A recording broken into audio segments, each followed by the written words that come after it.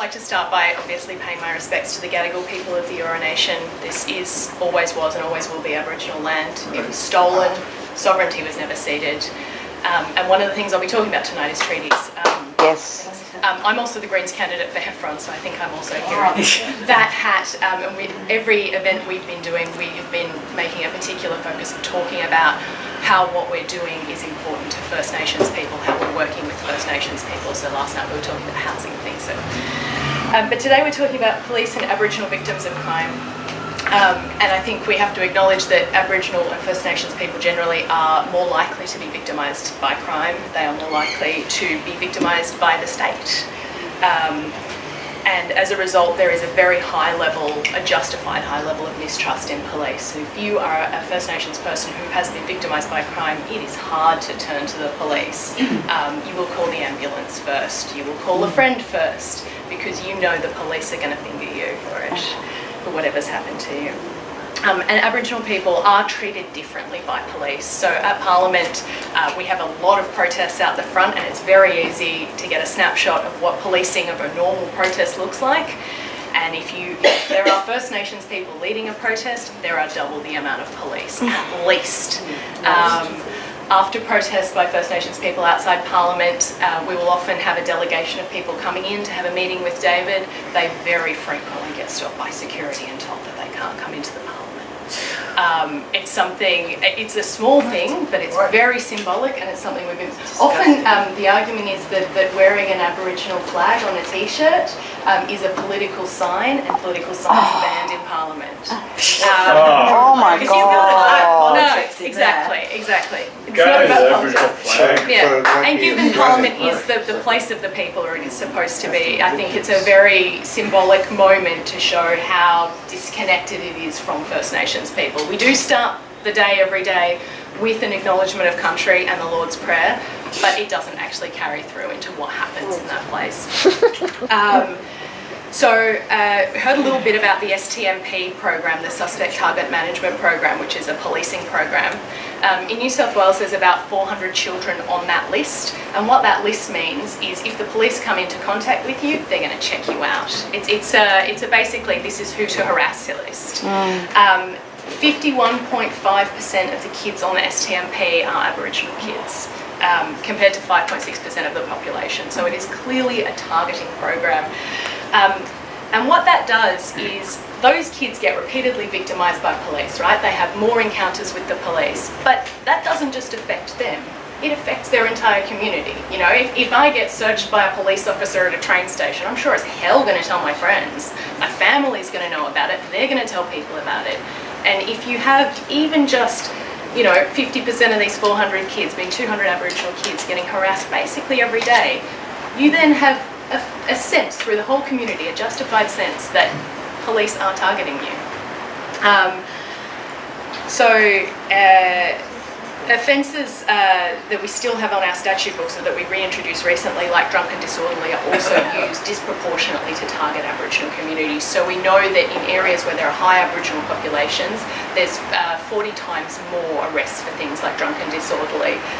And frankly, if those police were going around the Sydney CBD most nights, they would find at least as many people who would technically fall under that definition, but it's not prosecuted. In the same way that offensive language is not prosecuted. And there's a particularly interesting story, I think, of a magistrate on the North Coast who had a local sergeant who would repeatedly bring to him middle-aged First Nations men with charges of offensive language. Offensive language which, let's be clear, it doesn't hurt anyone. It's not a violent offence. Nobody's, day is the poorer for having one or two swears, and I've heard police swear more than once in my life. And this magistrate eventually, after throwing case after case out, called this sergeant to the bench and said, just between us, if you bring another one of these fucking cases, I'm throwing you out of this court. I can't officially tell you which judge that was, but it's definitely a true story. We also know that other policing programs unfairly target First Nations communities. So the drug dog program, which David Shoebridge has been targeting for kind of 10 years now with Sniff Off, the data we have shows Redfern Station is far more likely to be targeted than any other station in New South Wales. Of course. which might be justified if they were more likely to find drugs there, but they're in fact less likely to find drugs there at almost any other station. It is clearly racist policing, and it's also targeting young people, obviously. Police have also repeatedly failed Aboriginal communities when there have been Aboriginal victims of crime. So we know the Bowraville murders case, we know how horrifically poorly that was investigated. And we know that there's still no justice in that case because our legal system has been rigged against that.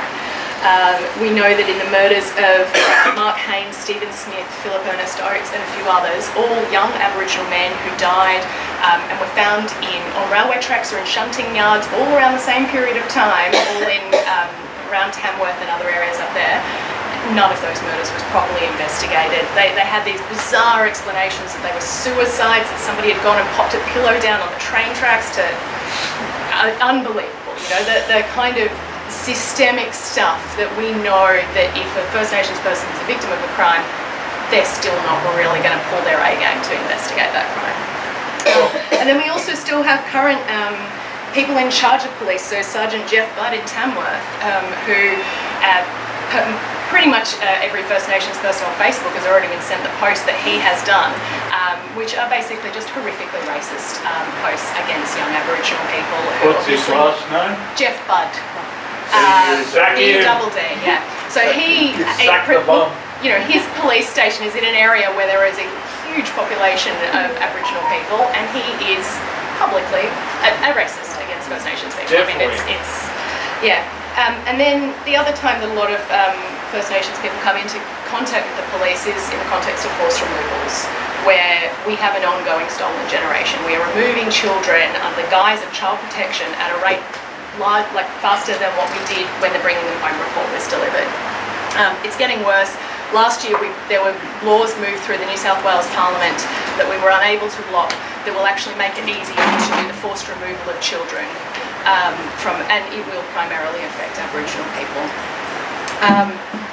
So that's really depressing. But what can we do? I mean, ultimately the answer is a mass movement. But as a parliamentary party, there are some shorter term goals. So there's police changes that need to be made. The police won't be the answer, I do know that. But training in policing by consent can help reduce those negative interactions with police. Cultural training, one of the most powerful things we've done in the New South Wales Parliament is during the inquiry into the Bowraville murders, we trained all the MPs who were on that inquiry in how Aboriginal English works.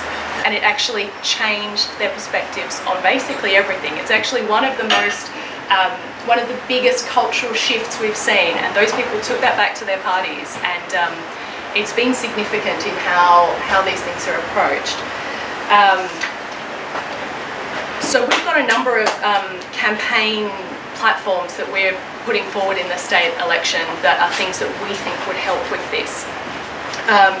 So a presumption in favour of bail is an obvious one, and it's not just for First Nations people. I mean, the systemic disadvantage of people who come before our courts means that people are getting refused bail just because they don't have an expensive enough lawyer, and that's just not good enough. We need to address intergenerational trauma, and treaties are the most logical way to do that, where we really empower community, we talk about self-determination, and we return country. We do sovereignty. We need to break the cycle of disadvantage, and our proposal for that is something that's called a de-incarceration commission. You put a First Nations judge in charge of it, runs for 2 years, and it reviews every single case of a First Nations person in our prisons in there for a violent offence with a view to releasing them. So the only criteria is if they pose an unacceptable risk to the community. In those circumstances, release would not be recommended. In every other circumstance, we break this cycle. We get people who should never have been in jail in the first place out. So wraparound services to help support them get back into the community, drug and alcohol things. And after 2 years, we review how that's gone. I suspect it would have gone very well, and we have a look to continuing that as a permanent thing that stays. Great. With women in prison, we do know that most of the women in prison are First Nations women. Most of those women are single mothers. And one of the worst things that can happen for their children is for their mums to get locked up. They will often go into the out-of-home care system, often not with family and not on country. And it creates a cycle of disadvantage that often leads to them offending later in their life. It increases the chances of that by about 5 times. Wow. So one of the things we can do there is when women do go to the prison, obviously de-incarceration would be getting them out, but we do things like trauma-informed counselling, where instead of further victimising people through this punitive system, we use that as an opportunity to talk to people, give them the kind of support they need to break out of this cycle of trauma, because we know women in our prisons have 90% of them have been victims of sexual abuse, most of them have been victims of domestic violence, most of them have been repeatedly victimised along their life, and breaking that cycle is possibly the only good thing that could come out of a prison sentence, really. We also need to make sure that they get to see their kids, because currently they don't in most cases. I've got 2 little kids, and it is an unfair penalty on them if I was locked up that they would not see me, not to mention cruel and unusual punishment for me, make it harder for you to re-enter society because you don't have that connection, you know, and ensure that even a 6-month sentence absolutely ruins everybody's life involved. Yeah. And then we reduce contact with the justice system, because the justice system is not a justice system, particularly not for First Nations people. We do things like remove offensive language, offensive conduct. Those laws should never be there in the first place. They're bullshit moralising. We shouldn't have them. We can do things, practical things like driver licence training as well. So we have a proposal to empower TAFEs to deliver 10,000 driver licence training packages to First Nations people and kids leaving care every year. And what that does is it means that if you can't get a driver's licence in the first place, because the requirements are quite onerous in terms of driving hours and things like that, you are more likely to drive while unlicensed, because it's the only way to get to your job or get to your social engagements. You get busted while you're doing that, you get a caution, you do it again, you get busted again, you get a fine, you don't pay the fine, you end up in jail. It's a very real thing, and it's happening in communities, particularly remote communities across New South Wales. It's a really easy way to solve it. We use this existing system we have, which is TAFE, and we use it to deliver driver's licence training. And then we abolish youth prisons.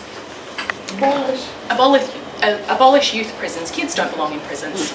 The kids that are in our prisons have been systematically traumatised. They are... prisons are not a rehabilitative place for them, and we know that. We know that when you put kids in prison, they end up in adult prisons. And if we do these bail reforms and we abolish prisons, we already save more than $2.6 billion just in one swoop that we can invest in things like justice reinvestment, build communities, build housing, build health.